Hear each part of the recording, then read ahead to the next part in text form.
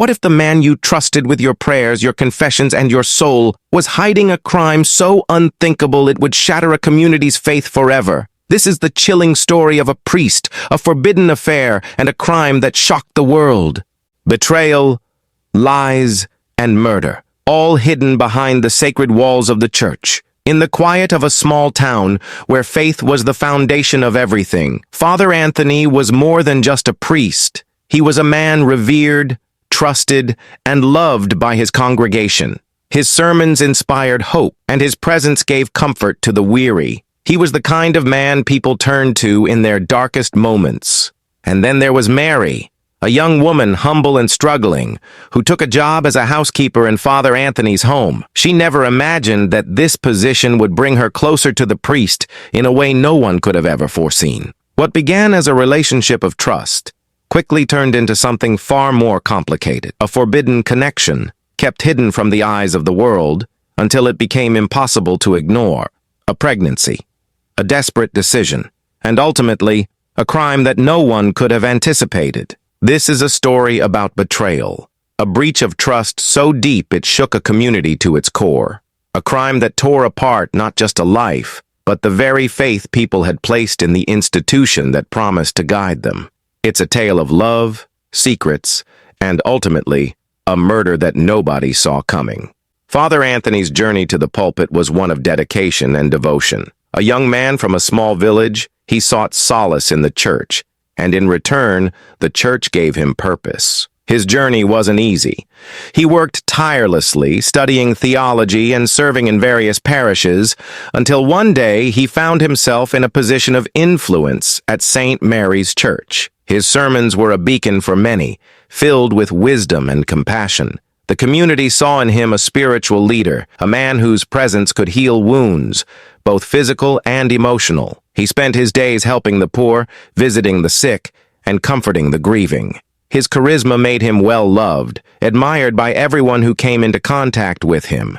In the eyes of the community, he was a man of God, a symbol of integrity. But what few knew was that behind the closed doors of his rectory, Father Anthony carried a heavy burden, a secret that would change everything. Enter Mary. A young woman from a struggling family, she had come to the city in search of a better life. She found work as a housekeeper for Father Anthony, a position she believed would be a fresh start. With little money and no other opportunities, the job was a lifeline. It offered her a roof over her head, meals, and a chance to send some money back home. She was grateful for the work, and slowly, she began to trust the priest, seeing him not just as an employer, but as a father figure. She looked up to him and believed in the words he preached every Sunday. Mary lived a simple life, waking early to clean and prepare meals, doing her duties without complaint. But her world began to shift when Father Anthony began taking a personal interest in her life, offering her kind words and guidance. It was subtle at first, small gestures that seemed innocent enough, but they soon grew into something more, something that Mary did not expect. For Mary, the priest was someone she could turn to when she felt overwhelmed by the pressures of life. She believed she was safe in his presence, never imagining that he, the man she trusted most, would be the one to lead her into a dangerous and irreversible situation. Mary's days were long, and her work was never-ending. From dawn until dusk, she cleaned, cooked, and cared for Father Anthony's home, doing everything with a quiet devotion. But as the weeks passed, she began to notice something changing in their dynamic. At first, it was just small moments. Father Anthony would ask her about her day, offer a compliment, or share a laugh during a quiet moment in the kitchen. He'd sometimes linger after dinner, talking to her about life, offering advice, and telling her stories of his own struggles before he became a priest. It felt innocent, like any two people sharing a conversation, but there was an undertone that neither of them acknowledged. Father Anthony's attention to Mary grew more frequent. He began to seek her out more often, offering to help her with tasks, asking her personal questions that seemed too intimate for someone in his position. At first, she didn't think much of it. He was kind, a man of God, someone who could be trusted. But soon, the boundaries between employer and employee started to blur. The small gestures turned into longer conversations, and those conversations turned into private moments. a touch on the shoulder, a lingering gaze that Mary began to notice more and more. What had been a harmless friendship was beginning to feel different. The secrecy around their interactions grew too. The housekeeper's duties were never discussed openly.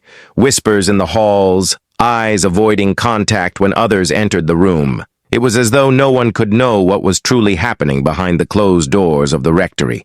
And yet, the tension between them became undeniable.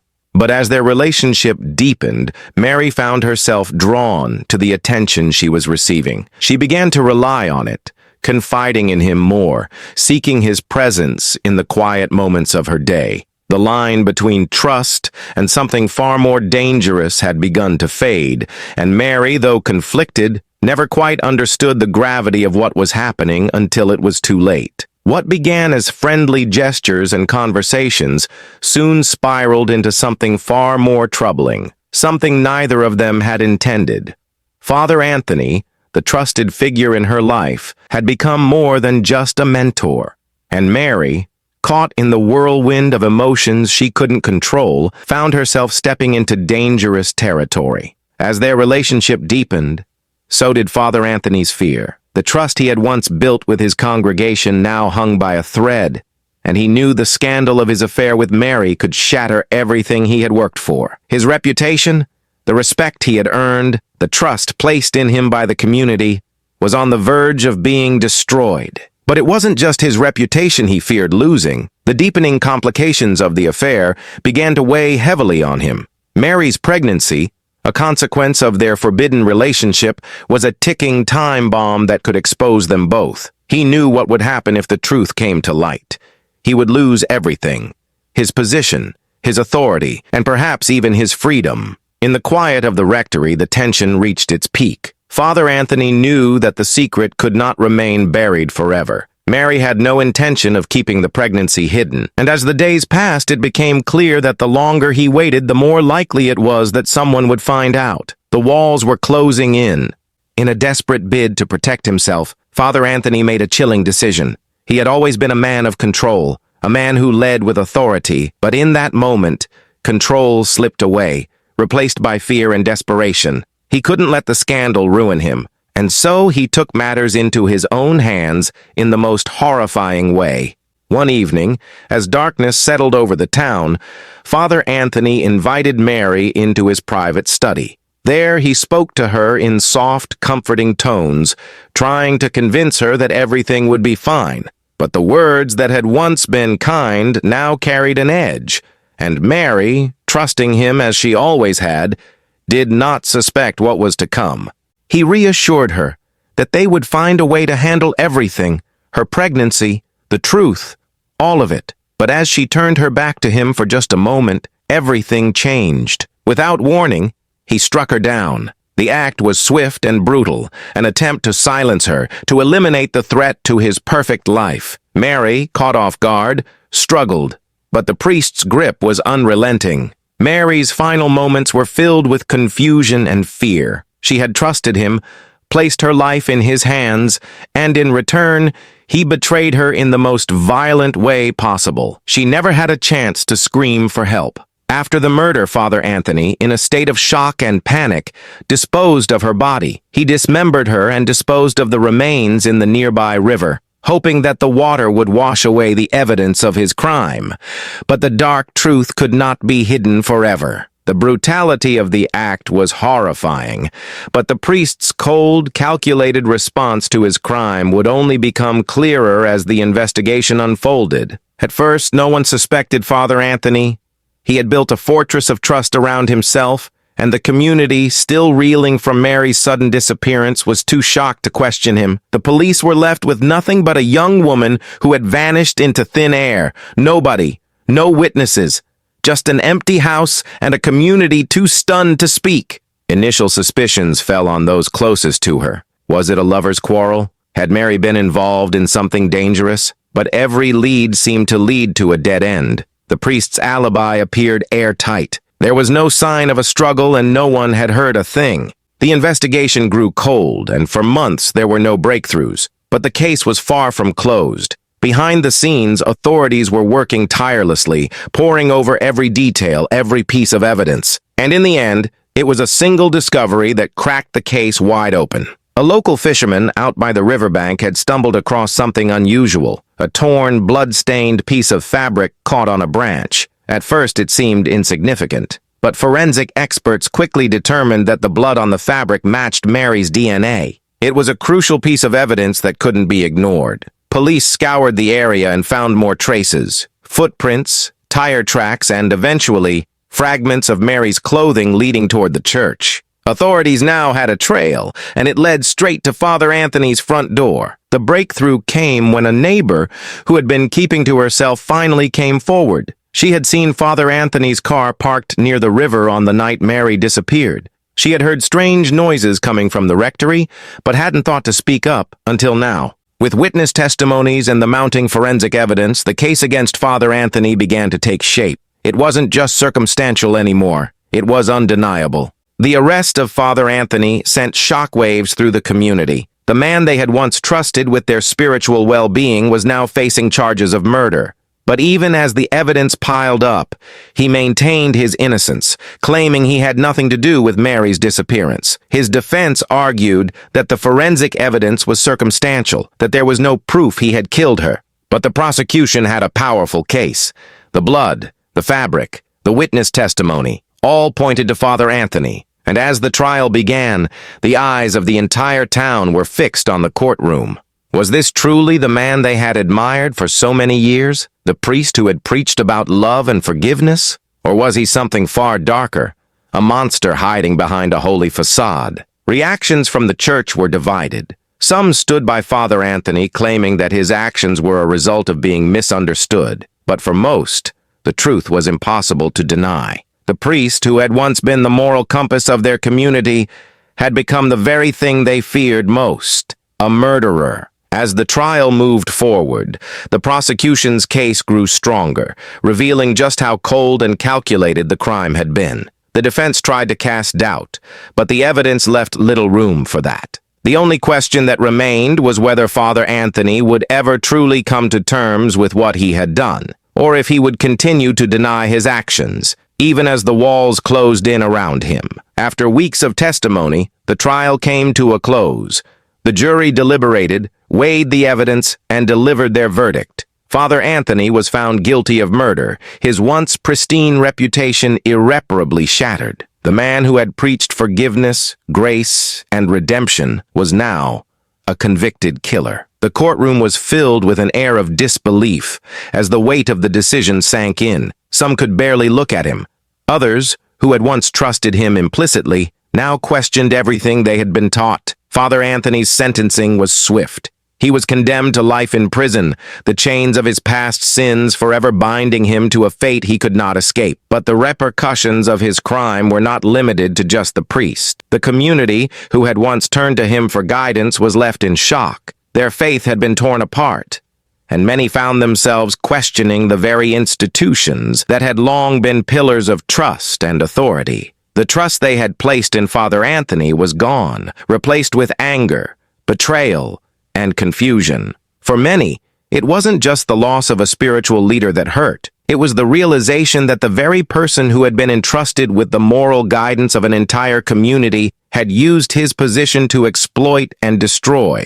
In the aftermath, discussions on morality, the abuse of power, and the dangers of blind trust began to flood the town. How could someone so revered have fallen so far? How had the community missed the signs? And perhaps most haunting of all, how many more people had been affected by the betrayal of someone they had believed to be pure? Father Anthony's case became a symbol of the dangers of unchecked authority, a reminder that even those we hold in the highest regard can betray our trust. The community, though scarred, was forced to rebuild, not just their faith, but their sense of safety and moral clarity. The shadow of Father Anthony's actions would linger for years, a cautionary tale about the price of misplaced trust and the devastating consequences of abuse of power. And as for Father Anthony, his life behind bars was one of reflection, a man now stripped of the respect he had once commanded. His redemption would never come. His punishment, though severe, could never undo the damage he had caused. But for Mary, there would be no second chance. She was a victim of the betrayal that so many could never fully comprehend. In the end, justice had been served, but the scars would remain for a long time, for both the community and the broken trust they had left behind. This case isn't just about a single crime or the life of one man.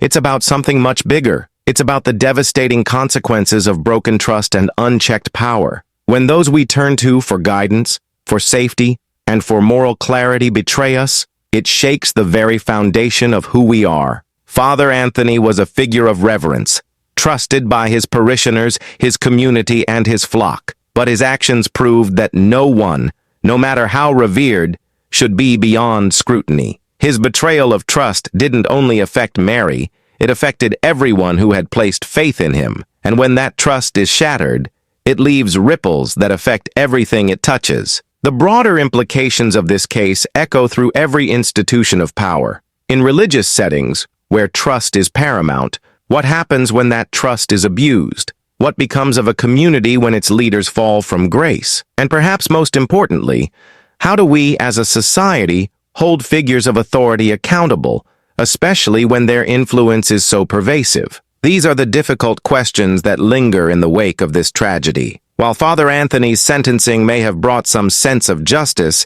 it hasn't healed the wounds left by his actions. It hasn't answered the larger questions about the structures of power, responsibility, and accountability. At the heart of this case is a human story, one about vulnerability, power, and the terrible consequences of betrayal. It's a stark reminder that no one, no matter their title, no matter their role, should be above the truth. And it's a reminder that those we trust with our hearts and our lives must be held to the highest standard. For when they fall, they take us all down with them.